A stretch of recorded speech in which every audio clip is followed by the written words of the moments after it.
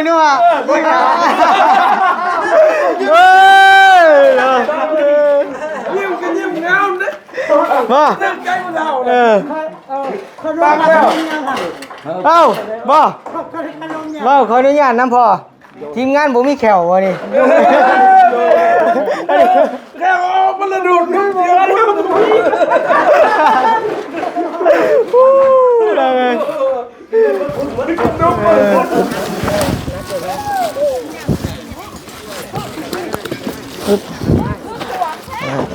โดยขนมกันมีแต่เจ้าเอาเมี่ยนหนึ่งสู่กันกินนะโดยตัวนี้เอาเมี่ยนเลยเดี๋ยวก็ผู้ซอยป่ะนี่มามันเลยน้ำเล็กๆน้อยๆมันเลยถูกโดยเดี๋ยวจะพอโดย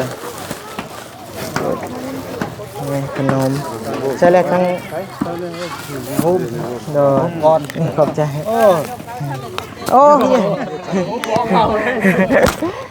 ทางผู้ซอยมาป่ะนี่ผู้ซอยจักสียายเนี่ยผู้ซอยขอบใจพอได้โดยใครได้เงินหลายมาช่วยแม่เด้อมาขนาดเอาเงินมาช่วยเด้อนมบ่จักสิช่วยได้จำได้โดยแซ่บบ่โดยถึงใจผู้เฒ่าเนาะจำนี้เนาะอุ้ยแก้วจริงว่ะได้เบิ่งหลังนี่ก่อนโอ้นี่ดิพี่น้องเลยแต่หลังนี่ฮะคันโบทุกนี่ก็อยู่ได้แต่ว่ามัน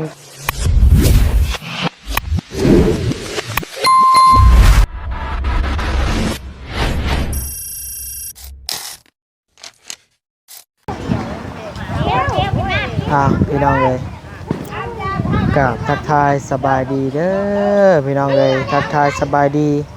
เมื่อทุกคนพ่อแม่ป้าลุง FC และผู้ใหญ่ใจดีทุกท่านนะพี่น้องเนาะบ่ว่าสิอยู่พังลาวพังไทยและก็ต่างประเทศเด้อพี่น้องเด้อเนาะยินดีเข้าสู่ตอนรับเข้าสู่ช่อง YouTube บ่าวนิวสะพานบุญเส้นเก่าเส้นเคยเด้อพี่น้องเด้อเนาะมื้อนี้ก็อยู่ในบรรยากาศ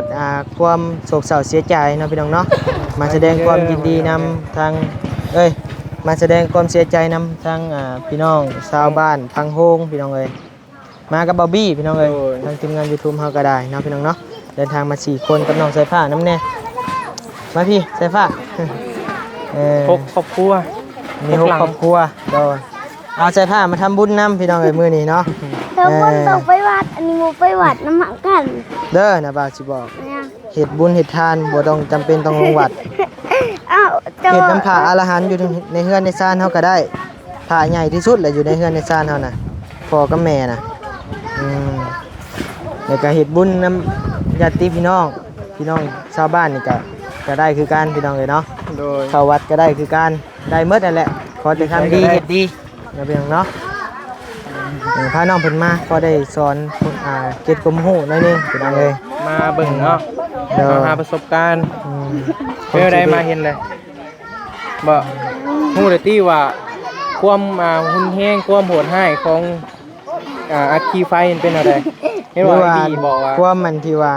เพิ่นว่าเพิ่นคุ้มคั่งเนาะแล้วเพิ่นก็จูดเฮือนเนาะเว้าง่ายก็บางเพิ่งพี่น้องเนาะก็กินเหล้ากินเบียร์สูบสุราเป็นนั่งไปเป็นตัวเองก็ยังคล้ายอันนี้มาเดือนฮ้อนหมู่นำฮะ6หลังพี่น้อง6หลังพุ่นน่ะมีแต่หลังใหญ่ๆเลยเนาะก็สิว่าอะไรเนาะอยู่นี่ก็ไกลจากห่างจากตัวเมืองนะก็เลยว่าพอบ้านเฮากันเนาะรถดับเพลิงก็อยู่ใกล้นะก็เลยว่ามาเอานำบ่ทันเพราะรถดับเพลิงเข้ามาไว้ก็น่าจะทันหลายกว่านี้เนาะกับคนทางแน่แหละรถดับเพลิงมันใหญ่เด้แก่น้ำอีกเนาะแก่น้ำมันก็นักเด้ทั้งบาร์บี้กับเขาไปสอบถามเพิ่นเมื่อกี้นี่ก็หลายสิ่งหลายอย่างนะพี่น้องเนาะก็เขาไปเบิ่งในคลิปบาร์บี้นำแน่นะพี่น้องเนาะเพราะว่าบางเทื่อเฮาก็ถามบ่ทั่วบ่ถึงนะพี่น้องเนาะก็เขาไปเบิ่งหลายๆช่องพี่น้องสำหรับคลิปนี้ก็ทางบ่นิวสิมาแจกเครื่องแจกของคือบ่นิวได้ว่าไว้นะพี่น้องเนาะเครื่องของเฮาก็บ่หลวงบ่หลายแต่พอบรรเทาไปได้อยู่น้อยนึงพี่น้องโดยพอจังพอให้ทางเพิ่นยิ้มได้พี่น้องเนาะ คนละ แต่ เล็ก ว่า คนละน้อย ของเฮามันฮอดบ่หา60สุดนี่นะประเด็นนะ เฮาก็เน้นๆนี่แหละเอาเน้นๆ เจ้าบ้านเนาะ พื่อว่าเพิ่นเกิดเหตุก่อน โดยนะฮะจัง เน้นๆก่อนอันนั้น ชาว แม่ บ้าน น จัง เพิ่นจึงว่ากันนี่แบบนึงเดี๋ยวมื้อหน้ามื้อในเขาจึงเอ็มร้อยยังประมาณนี้หันนะเพราะว่า หากมีอยู่ทางเพิ่นมาซอย เพิ่ ก็ นก็มาซอย มีเครื่องอยู่มีอาจจะพวกของเล็กของหน่อยก็มีอยู่พี่น้องเอ้ยข้าวน้ำสัมปากันเพิ่นอยู่ได้อยู่กับขนมแม่บัดนิ้วก็60กว่าก้อนพุ่นแหละ60กว่าสุดสุดหนึ่งมี2ก้อน มันกระตกอยู่100กว่าก้อนบ่ได้พี่น้องเอ้ยก็สิได้อยู่ดอกพอบรรเทาไปนะพี่น้องเนาะไปโอเคพี่น้องเอ้ยก็ ปลาสปะ เนาะพี่น้องเนาะมายืนได้ฮอดจุดนี้ก็ถ้าบ่มีบ่อเตียงก็สิมาบ่ฮอดจุดนี้พี่น้องเลยเนาะ โดย ก็ขอบใจทางบ่อเตียงเนาะพี่น้องเนาะที่สร้างทีมงานขึ้นมาให้ทางทีมงานมาสดมาซอยเรือทางญาติพี่น้องทางบ้านทางโฮมเนาะพี่น้องเนาะนี่อันดับแรกก็ขอบใจบ่อเตียงอันดับสองก็ขอบใจทางแม่ใหญ่ใจดี โดย จากสวิตเซอร์แลนด์เนาะพี่น้องเนาะทางแม่ฮักเฮ้ยขี้ดื้อหลายหมู่เว้าอยู่กะ จังหน่อยก่อน เนาะเออก่อนไหม คนนี้ ได้นี่แบบได้ ไป นี่ โอเคพี่น้องเอ้ยเดินทางเกี่ยวเครื่องเจ้าของบ้านนี่มาขออนุญาตทางเจ้าบ้านผู้ที่เสียหายมาหกคนคนละหลังละคน พี่น้องเอ้ยมาพูดยืนพุ่นก็ได้มันแดด นี่ได้นี่ไปจับ จักสิเห็ดแน่ได้พี่น้องเอ้ยมาเลย6คนมาเลยมายืนนี่เลยเขาน้ำ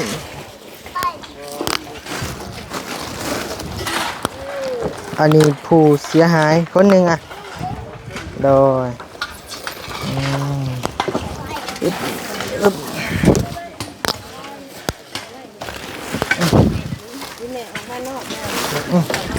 อ่ะโดย เข่าสองทงไป แม่ข้าว2 ถุงเครื่อง2 ถุงแล้วก็โอ้ลืมตัวนี้ ตัวนี้มันวะ อ่ะแม่อะขนมแม่ลูกฮะอันแม่เฮาเองอ่ะนี่แบ่งกันคนละถุงกับเพิ่นนี่ก็ได้ อันนี้เอาตัวทงแบบ แม่ ให้แม่ อึ๊บอึ๊บโดยโดยโดยเอาขนมกันพอได้หยำโดย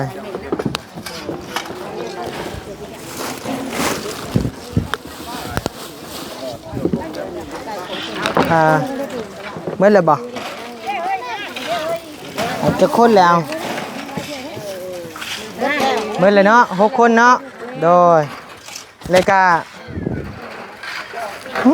หนักใจได้อบาทนี่พี่น้ เข่า องเลย ไปวางให้อันนั้นเลยเข่าตัวนี้นะ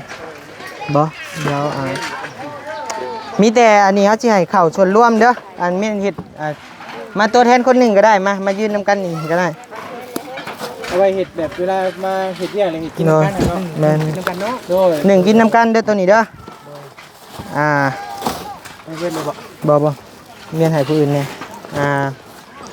นี่แหละมีแต่เจ้าเอาเมียนหนึ่งสู่กันกินนะโดยตัวนี้เอาเมียนเลยเดี๋ยวก็ผู้ซอยบัดนี้มาหมดเลยมาหมดเลยทุกคนเลย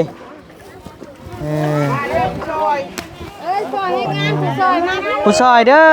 มาทุกคนเลยถึงที่มีโบราณกับแบ่งกันไปพี่น้องเลย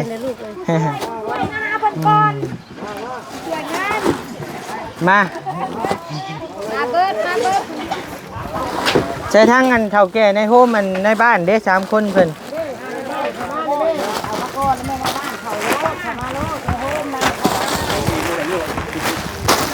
มาลูกสิเอานี่ให้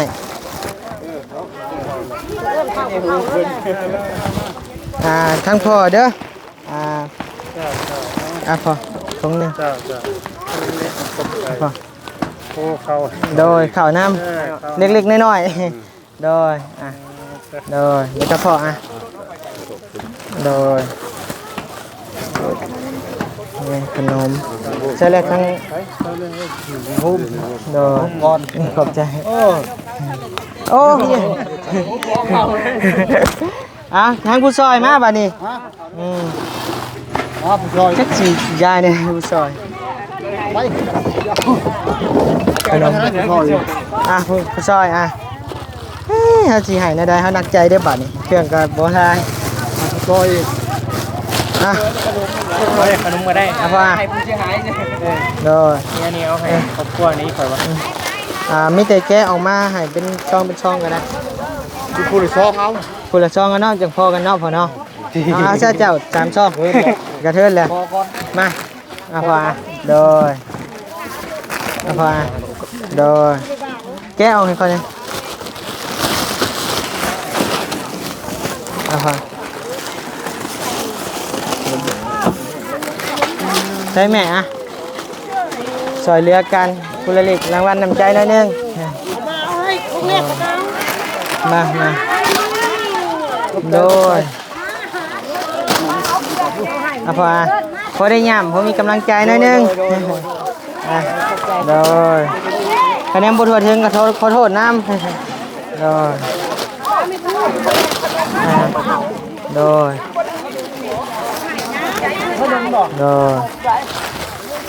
พี่น้องเลยเดี๋ยวเด็กน้อยจังเอาก็ได้เด้อจังว่ากันพอได้ย่ำพอเอ้ยเนาะ คือสิบ่ค่าแถวผู้เฒ่าบ่ได้เนาะ บ่ค่าดอกของนุ่ม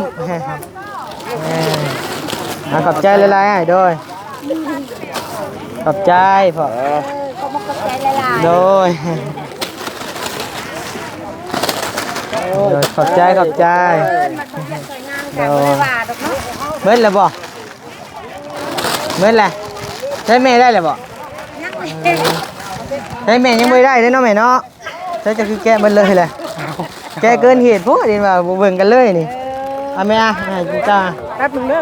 ขอบใจหลายๆเด้อลูกหลานให้หั่งให้มีรักให้รวยต่อไปเด้อลูกเด้อ โดย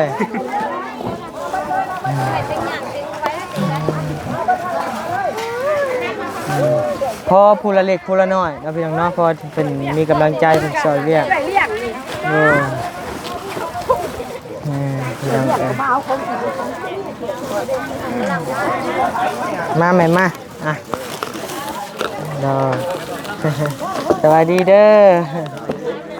มาพอได้ย่ำมาขอบใจโอ้ มา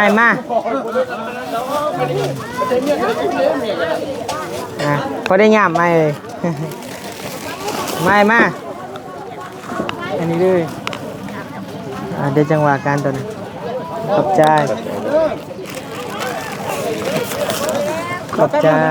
เอาไปให้คนดูตรงนี้ราคาเงินเมย์ อะไรก็ ดูราคาเงินเมย์ให้เขามาด้วยราคาเงินเมย์บ้าง เป็นจังได เขามีเงินอยู่ถึงคุณ โอ้เอาไปให้เพิ่นบ่ โดย ไปยายเพิ่นไปให้คนนี้ประหยัด โดยเอาไปรถเอาไปให้เพิ่นเด้อขนมมืดเลยเรือจะมีมาซ่าโหดแบ่งกินน้ำมูก็ได้มันมีหลายก้อนอยู่โดย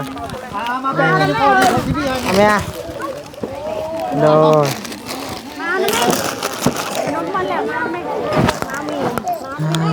ตัวพี่น้องเอ้ยคนละเล็กคนละน้อยพี่น้องเลยเนาะกันชี้ไห่เป็นธงเลยเท่ากับบ่สร้างชี้ไห่นะยันบ่พอกันทำไมโอ้ยพอโอ้ยเงินต้มกินขนมมืดแล้วพอโอ้ยขนมมืดแหละโอ้ยนั่นขอบใจ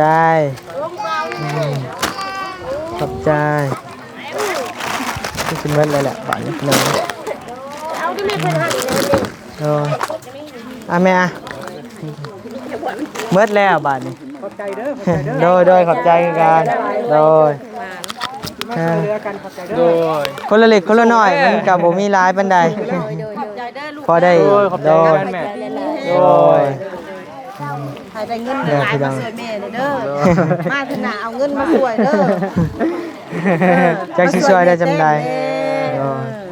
จำเดือนเลยได้นี่แม่แต้มได้ โดย มาสวยแล้วจืด มื้อหน้าคะแนนว่าได้เฮือนได้ชานใหม่ก็สิมาหากินปลาแถวนี้แล้วเฮา โอ้ยบ่มีปัญหา เออได้อยู่ติมาหาลงน้องแถวนี้ พี่น้องนี่บื้อ เงาไหวกับเงาเลย โด ได้ ย กินสำปาน่ะมาโลด โดย ได้กินมาถามหาโลด โดยเอ้า กินอยู่ดอก ทำนี้ก็ดีใจแล้วเฮา เพื่อนบ่บอกเขาสิบอกหา โดย ตอนนี้โอ้ยสำคัญ โดย ถ้าได้เฮือนได้ชานไปแล้วจะสิมากินปลา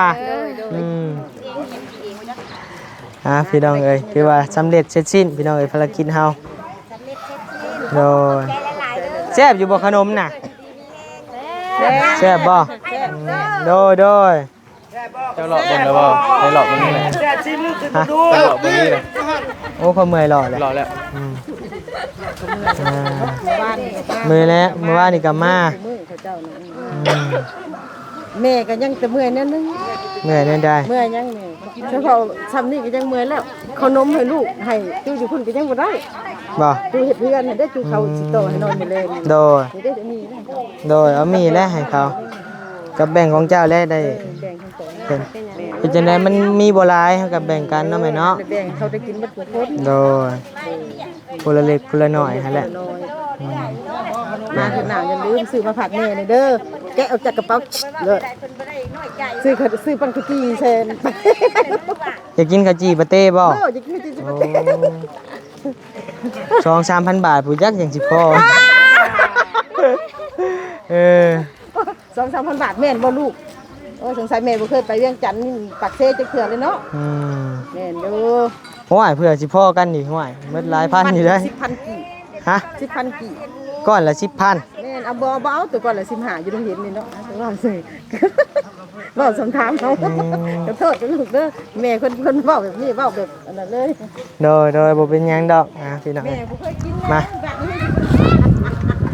ยังเหลือข้าวพี่น้องเอ้ยมีแต่สิเอาไปให้ทั้งจังหวะการอีกเทื่อนึงพี่น้องเอ้ย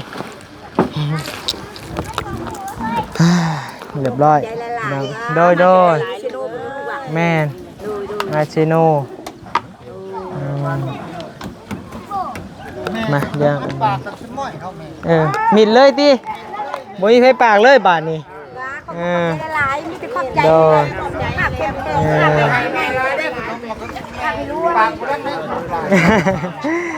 โดยใช้เบิ้งย่างเข้ามาเบิ้งนี่ก่อนพี่น้องเอ้ยเพิ่นปรับแปลงแล้วเรียบร้อยแล้วพี่น้องเอ้ยเนาะก็ยังบ่ได้แล้วดอกเด็กน้อยพี่น้องเอ้ย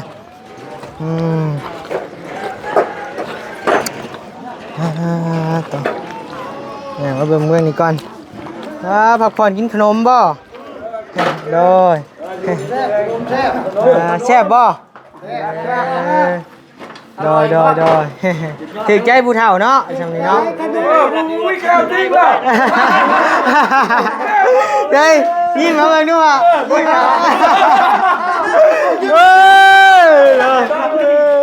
ยิ้มกันยิ้มงามเด้บ่ถึงใจผู้เฒ่าเอ้าบ่ขออนุญาตนำพ่อทีมงานบ่มีแขวบ่นี่แค่มันระดูดนุ่มเดียว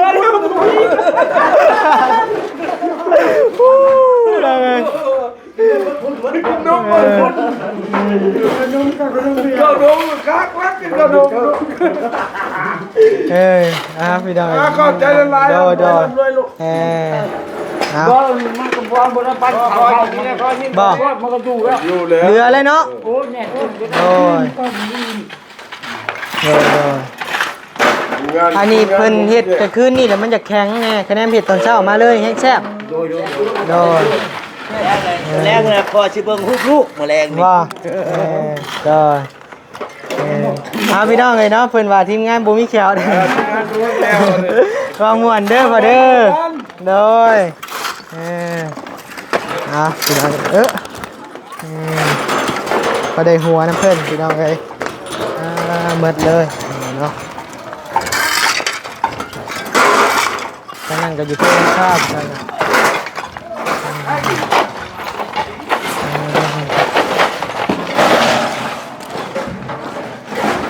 ทางเฮือนหลังนี้กับมุงมัดผู้พี่น้องเอ้ยเบิ่งอย่าเอามาทางนี้ก่อน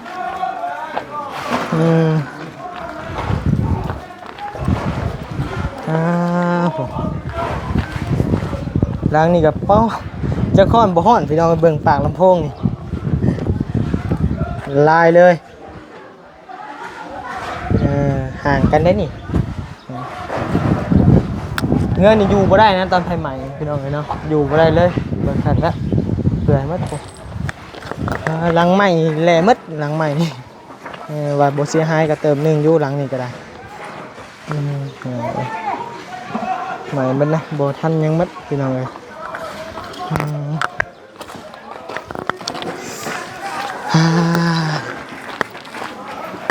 เบิ่งหลังนี่ก่อนโอ้นี่ดิพี่น้องเอ้ยแต่หลังนี่ฮะคันบ่ทุกนี่ก็อยู่ได้แต่ว่ามันจักเพิ่นสิอยู่บ่หรือบ่อยู่หั่นแหละพี่น้องเอ้ย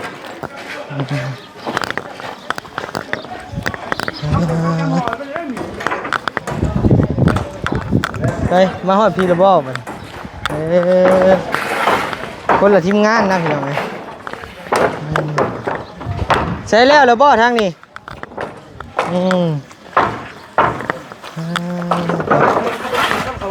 เป็นยังไงมันบ่พอกันโอ้ขอโทษหลายๆ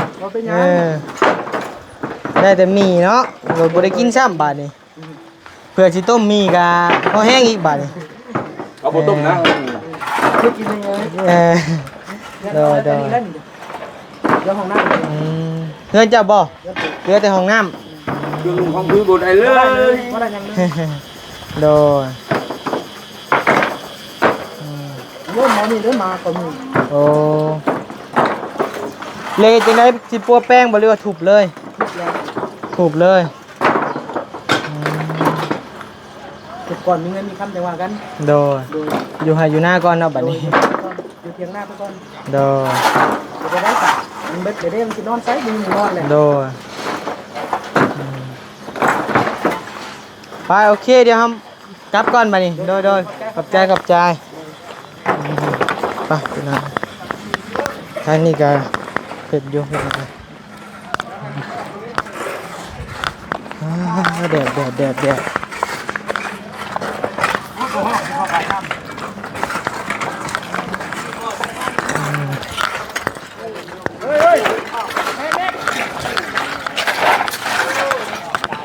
ลมแรงน้ำใจกันพี่น้องเลยช่วยเหลือพี่น้องเนาะ